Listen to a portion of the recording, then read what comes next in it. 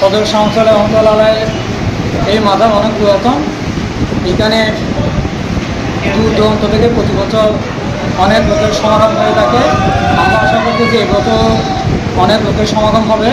ইতিমধ্যে আমরা প্রশাসনের সাথে যোগাযোগ করে আইনশৃঙ্খলাভাবে প্রয়োজনীয় ব্যবস্থা গ্রহণ করেছি এবং প্রশাসন আমাদেরকে যথাযথ সহায়তা প্রদান করে আশ্বাস দিয়েছেন।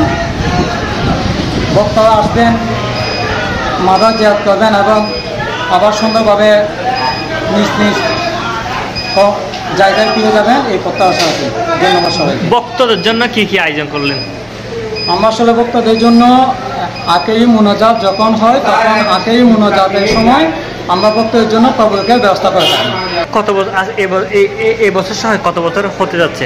আসলে এটা নির্দিষ্ট করে বলা যাবে না, কিন্তু সবাই আসেন, সবাই জিয়ারত করতে আসেন। আমরা সবাইকে যতটুকু পারি মাদার কর্তৃপক্ষের পক্ষ থেকে সহায়তা করে থাকি এবং উপজেলা প্রশাসন আমাদেরকে আইনশৃঙ্খলার জন্য সহায়তা করে থাকেন।